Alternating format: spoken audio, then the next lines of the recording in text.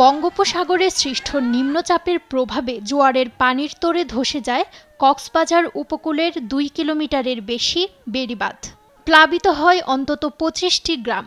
সবচেয়ে বেশি ক্ষতি হয় মহেশখালীর মাতারবাড়ি ও ধলঘাটা, কুতুবদিয়া এবং সেন্ট মার্টিনে। ক্ষতিগ্রস্ত হয় ২০০ ঘরবাড়ি, ভেসে যায় চিংড়ির ঘের ও লবণের মাঠ। জেলার ঈদগাঁও উপজেলার ৪০টি পরিবার এখনও পানিবন্দী। এছাড়াও টেকনাফ মেরিন ড্রাইভ সড়কের কিছু অংশ ভেঙে সাগরে বিলীন হয়েছে।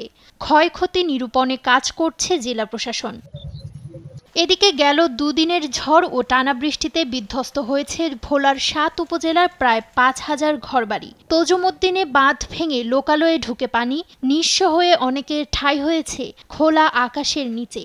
এমন বৃষ্টি বাতাস বন্যা আমরা জীবনে দেইনি, যে ঝড় বৃষ্টি কালকে হয়েছে। ক্ষতিগ্রস্ত এলাকায় ত্রাণ পৌঁছে দেওয়ার পাশাপাশি পরিস্থিতি স্বাভাবিকে কাজ করছে জেলা প্রশাসন। আমরা প্রত্যেকটা ঘরে ঘরে ত্রাণ হিসেবে আমরা চাল পৌঁছে দেওয়ার চেষ্টা করছি, শুকনো খাবার পৌঁছে দেওয়ার চেষ্টা করছি। গতকাল থেকে শুরু হয়েছে। আমরা সারাদিন আমাদের উপজেলা নির্বাহী কর্মকর্তাগণ বিভিন্ন উপজেলায় এগুলো বিতরণ করছেন এবং আগামীকাল অব্যাহত থাকবে। পটুয়াখালীর আগুনমুখা, রমনাবাদ, পায়রাসহ কয়েকটি নদীর পানি বেড়েছে ৩ থেকে ৪ ফুট। ভেঙে গেছে বন্যা নিয়ন্ত্রণ বাঁধ। এতে প্লাবিত হয়েছে কয়েকটি গ্রাম। বাড়িঘরে হাঁটু থেকে কোমর পানি। তলিয়েছে ফসলি জমি ও গ্রামীণ সড়ক। ভেসে গেছে পুকুরের মাছ। বিদ্যুৎহীন দিন কাটাচ্ছেন লাখো মানুষ। ঘেরা ছেলে তাও তলাই গেছে, জাল ফল্লা দেওয়া ছেলে তাও ছিটে বিড়ে নিয়ে গেছে।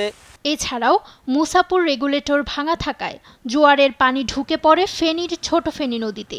এতে ২ দিনে পানি বাড়ে ২ থেকে ৩ ফুট। ফলে প্লাবিত হয়েছে সোনাগাজী উপকূলের নিম্নাঞ্চল। তবে শনিবার দুপুর থেকে ফেনীতে পরিস্থিতি কিছুটা স্বাভাবিক হতে শুরু করেছে। বিদ্যুৎ সরবরাহ স্বাভাবিক করতে চেষ্টা চালিয়ে যাচ্ছে কর্তৃপক্ষ। ২-৩ দিন বৃষ্টির মধ্যে কামাই একেবারেই কম আছে। মানুষের ভিতরে যখন রোদ দেখতে পাচ্ছে মানুষের আতঙ্ক কাটছে। এদিকে ২ দিন বন্ধ থাকার পর শনিবার সকাল ৭টায় বরিশাল থেকে সব রুটে লঞ্চ চলাচল শুরু হয়। এছাড়া চাঁদপুর, মুন্সিগঞ্জ, বরগুনা ও ভোলা সহ বিভিন্ন রুটে স্বাভাবিক হয় নৌযান চলাচল। নুসরাত শোভা, নিউজ ডেস্ক, দেশ টিভি।